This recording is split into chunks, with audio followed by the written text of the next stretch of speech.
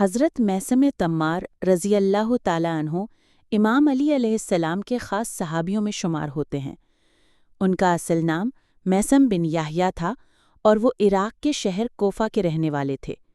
ان کا لقب تمار اس لیے پڑا کیونکہ وہ کھجور فروش تھے۔ تمار یعنی کھجور فروش۔ ایمان کی روشنی۔ حضرت میثم ایک ایرانی نسل غلام تھے جنہیں حضرت علی نے آزاد کیا اور پھر انہیں علم باطن اور تفسیر قرآن کی تعلیم دی۔ حضرت علی نے انہیں خاص علوم عطا کیے تھے، حتیٰ کہ حضرت میثم غیب کی خبریں بھی دیتے تھے۔ حضرت علی نے انہیں ایک دن فرمایا، میثم، تم ایک دن درخت پر لٹکا کر شہید کیے جاؤ گے اور تمہاری زبان کاٹی جائے گی کیونکہ تم میری فضیلتیں بیان کرو گے۔ حضرت میثم نے جواب دیا، اے مولا، اگر یہ سب کچھ آپ کی راہ میں ہوگا تو خوشی سے قبول ہے۔ واقعہ شہادت۔ جب حضرت امام علی علیہ السلام کی شہادت ہو گئی اور خلافت بنو امیہ کے ہاتھ میں آ گئی، تب یزید کا باپ معاویہ حکومت کر رہا تھا۔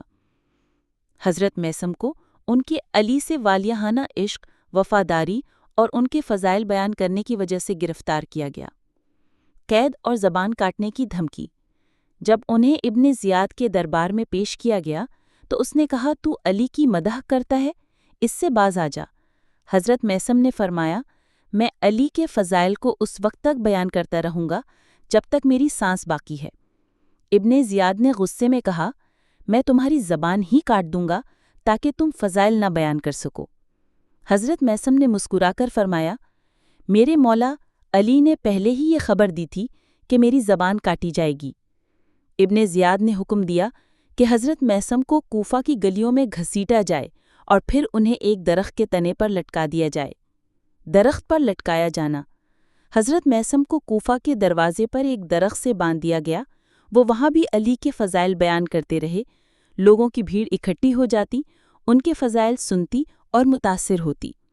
ابن زیاد کو اطلاع دی گئی کہ وہ درخت پر لٹک کر بھی علی کی مدح کر رہا ہے، چنانچہ اس نے فوراً حکم دیا کہ اس کی زبان کاٹ دو۔ زبان کاٹ دی گئی۔ ظالم جلاد نے آگے بڑھ کر حضرت میثم کی زبان کاٹ دی اور تھوڑی دیر بعد وہ زخموں اور خون کے بہاؤ سے شہید ہو گئے۔ یہ واقعہ 7 ذو الحجہ 60 ہجری کو پیش آیا، یعنی حضرت امام حسین کی شہادت سے کچھ دن پہلے۔ ان کی قبر۔ حضرت میثم کی قبر آج بھی کوفہ میں باب ثور کے قریب موجود ہے اور زائرین کے لیے زیارت گاہ ہے۔ سبق۔ حضرت میثم تمان کی شہادت ہمیں سکھاتی ہے کہ حق گوئی، وفاداری اور ولایت علی پر ثابت قدم رہنا ہی اصل کامیابی ہے، چاہے اس کی قیمت جان ہی کیوں نہ ہو۔